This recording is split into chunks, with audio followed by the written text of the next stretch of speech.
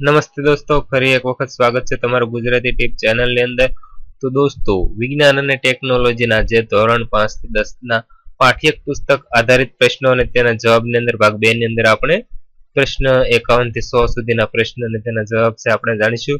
તો હજુ સુધી અમારા મિત્રોને જે અમારી ચેનલને સબસ્ક્રાઇબ નથી કરી તેને જણાવવાનું કે પ્લીઝ તમે અમારી ચેનલને સબસ્ક્રાઇબ કરી સાથેનું બેલ આઇકન છે જરૂર દબાવો, જેથી કરીને અમે આ સિરીઝના અંદર જે નવા વિડીયો અપલોડ કરવી કે તરત જ તમને નોટિફિકેશન દ્વારા છે એ જાણ થઈ શકે. અને વિડીયો જો પસંદ હોય તો તમને મિત્ર એક લાઈક જરૂર કરો તથા વિડીયોને આ સોશિયલ મીડિયાની અંદર શેર જરૂર કરો. પ્રશ્ન નંબર 51, ખોરાકમાં હાજર રહેલા ઘટકો જે શક્તિ પૂરી પાડે છે આવા ઘટકોને શું કહેવામાં આવે છે? તો ખોરાકની અંદર મોજૂદ જે ઘટકો આપણને શક્તિ પૂરી પાડે છે આવા ઘટકોને આપણે પોષક તત્વો કહેતા હોય છે. પ્રશ્ન નંબર 52, શેમાંથી ઈંડા જેટલી શક્તિ આપણા શરીરને મળે છે? તો મિત્રો, કઠોળમાંથી પણ આપણને ઈંડા જેટલી શક્તિ છે આપણા શરીરને મળે છે.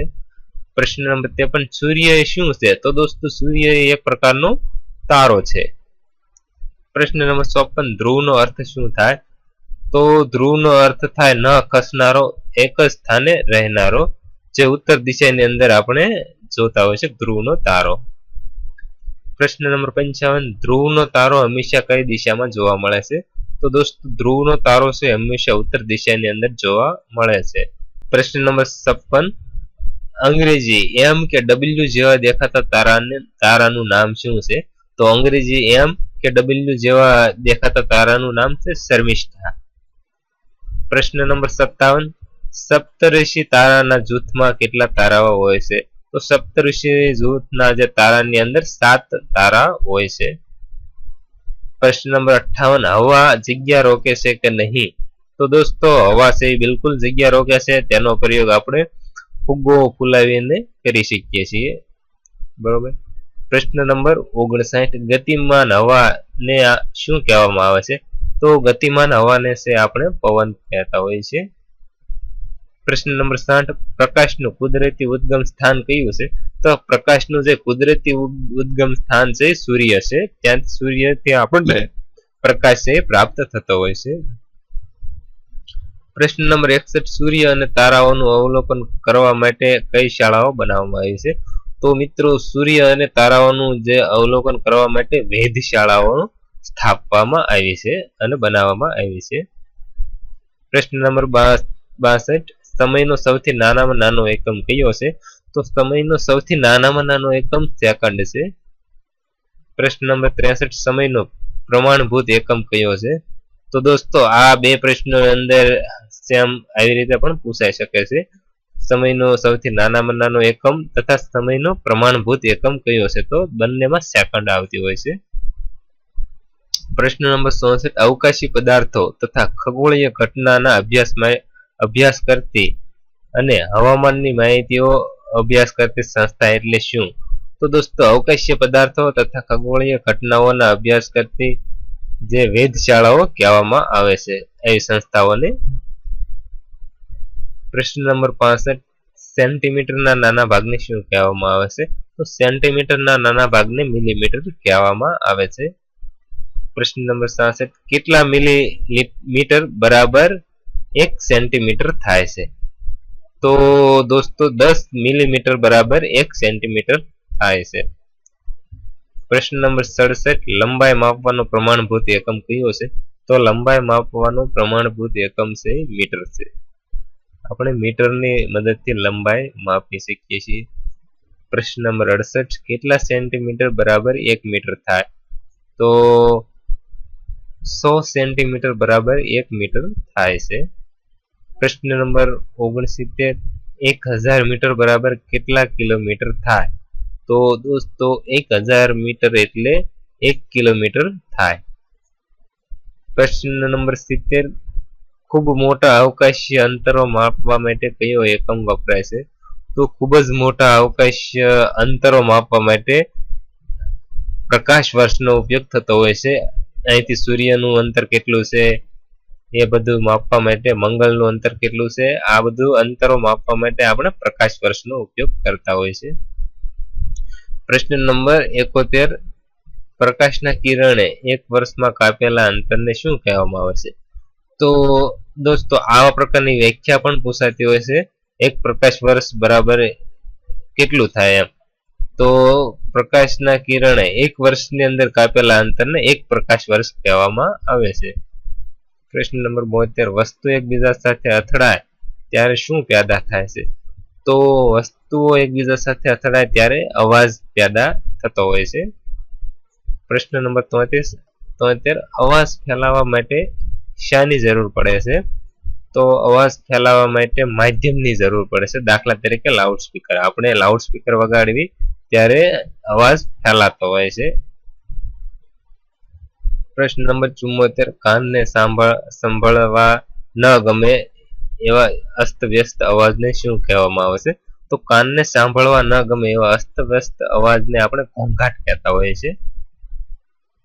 પ્રશ્ન નંબર 75, પડઘો પડવા ઓછામાં ઓછું કેટલું અંતર હોવું જરૂરી છે? તો પડઘો પડવા માટે ઓછામાં ઓછું 11 મીટર છે અંતર હોવું જોઈએ. તો 11 મીટર અંતર હોય તો પડઘો પડી શકે છે. પ્રશ્ન નંબર 76, શૂન્ય અવકાશમાં અવાજ પ્રસરે છે કે નહીં? તો શૂન્ય અવકાશની અંદર અવાજ પ્રસરતો નથી. પ્રશ્ન નંબર 77, દરેકને કામ કરતા રહેવા માટે શાની જરૂર પડે છે? તો દરેકને કામ કરતા રહેવા માટે ઉર્જાની જરૂર પડે છે, શક્તિની જરૂર પડે છે. પ્રશ્ન નંબર 78, વનસ્પતિ કોની હાજરીમાં પોતાનો ખોરાક બનાવે છે? તો વનસ્પતિ સૂર્યપ્રકાશની હાજરીમાં પોતાનો ખોરાક બનાવે છે.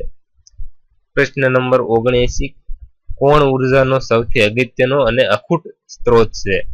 તો સૂર્ય ઉર્જાનો અગત્યનો અને અખૂટ સ્ત્રોત છે.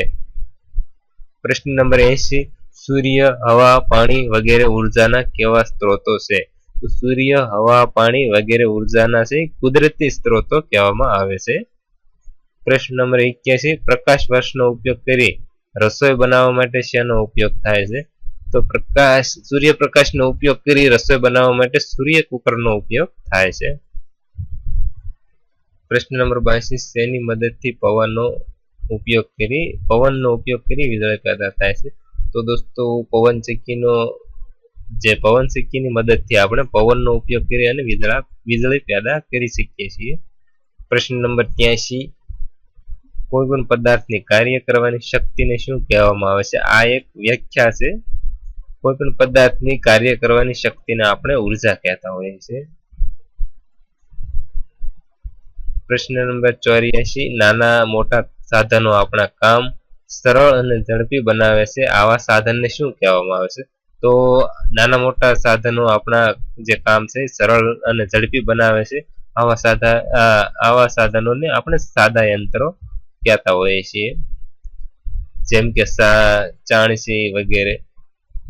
પ્રશ્ન નંબર 85, ઓછું બળ વાપરી વધુ વજન ઉચકવાની ક્રિયાને શું કહેવામાં આવે છે? તો ઓછું બળ વાપરી અને વધુ વજન ઉચકાવવાની જે ક્રિયા કહેવામાં આવે છે તેને ઉચ્ચાલન કહેવામાં આવે છે.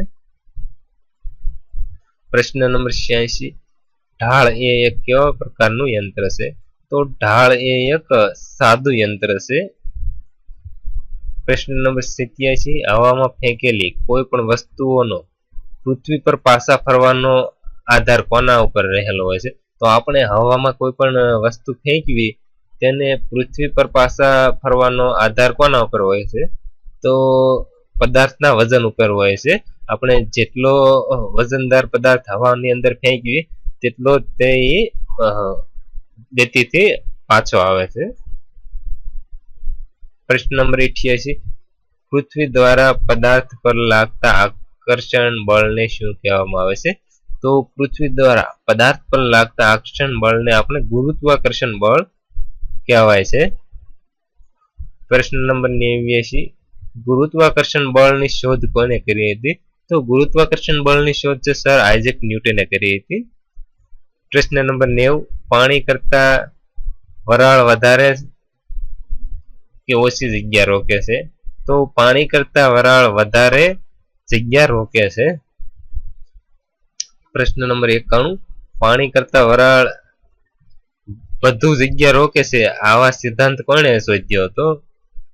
તો પાણી કરતા વરાળ છે વધુ જગ્યા રોકે છે આવો પ્રયોગ કે સિદ્ધાંત છે જેમ્સ વોટ નામના વૈજ્ઞાનિકે શોધ્યો હતો. પ્રશ્ન નંબર 92 વરાળ શક્તિથી ચાલતા એન્જિન કોણે બનાવ્યું હતું? તો વરાળ શક્તિથી ચાલતા એન્જિન જેમ્સ વોટે સૌપ્રથમ બનાવ્યું હતું. પ્રશ્ન નંબર 93 વરસતા વરસાદનું પાણી ક્યાં જાય છે તેનો અભ્યાસ કોણે કર્યો હતો? તો વરસતા વરસાદનું પાણી છે એ દરિયાની અંદર જાય છે આવો અભ્યાસ છે વરાહમિહિરે કર્યો હતો. પ્રશ્ન નંબર 94 બરોડામાં સાપકામ અને રંગાટી કામની પ્રયોગશાળા કોણે શરૂ કરી હતી? તો સૌપ્રથમ બરોડાની અંદર છાપકામ અને રંગાટી કામની પ્રયોગશાળા છે ત્રિભુવનદાસ ગજ્જરે કરી હતી. પ્રશ્ન નંબર 95 ત્રિભુવનદાસ ગજ્જરનો જન્મ ક્યાં થયો હતો? તો ત્રિભુવનદાસ ગજ્જરનો જન્મ છે સુરતની અંદર થયો હતો. પ્રશ્ન નંબર 96 આયોડિન ટર્કોલાઇડ નામની દવા કયા રોગમાં વપરાય છે? તો આયોડિન ટર્કોલાઇડ નામની દવા છે પ્લેગ નામના જે રોગ છે જે ઉંદરથી ફેલાય છે અને તે સુરતની અંદર ફાટ્યો હતો. આ જે રોગ છે તેના દવા તરીકે આ આયોડિન ટર્કોલાઇડ નામની દવા છે વપરાય છે. પ્રશ્ન નંબર 97 આયોડિન ટર્કોલાઇડ નામની દવા કોણે શોધી હતી? તો આયોડિન ટર્કોલાઇડ નામની દવા છે ત્રિભુવનદાસ ગુજ્જરે શોધી હતી. પ્રશ્ન નંબર 98 ચુંબકની શોધ કયા દેશમાં થઈ હતી? તો ચુંબકની શોધ છે ગ્રીસ દેશની અંદર થઈ હતી. પ્રશ્ન નંબર 99 મેગ્નેશિયા પ્રદેશમાંથી મળી આવતો પદાર્થ કયા નામે ઓળખાય છે? તો મેગ્નેશિયા પ્રદેશ છે તેનામાંથી મળી આવતો પદાર્થ છે મેગ્નેટ નામ તરીકે ઓળખવામાં આવે છે. પ્રશ્ન નંબર 100 ચુંબક કેટલા પ્રકારના હોય છે? તો ચુંબક છે 6 પ્રકારના હોય છે. તો દોસ્તો આ હતા વિજ્ઞાન અને ટેકનોલોજીના ધોરણ 5 થી 10 સુધીના પાઠ્યપુસ્તકના આધારના. તો ભાગ 2 ની અંદર આપણે જોયા 51 થી 100 સુધીના. તો દોસ્તો આગળના ભાગની અંદર આપણે 101 થી 150 સુધીના પ્રશ્નો અને તેના જવાબ છે આપણે જાણીશું. તો દોસ્તો પ્લીઝ અમારી ચેનલ સબસ્ક્રાઇબ કરી લો તથા વિડીયોને એક લાઈક જરૂર આપી વિડીયોને બીજાને મિત્રોને શેર કરો જેથી કરીને આપણે ઘણા બધા મિત્રો છે મદદરૂપ થઈ શકીએ. Thank you. સબસ્ક્રાઇબ કરો ગુજરાતી ટીપ યુટ્યુબ ચેનલ અને સાથે બેલ આઇકન દબાવી ઓકે કરો.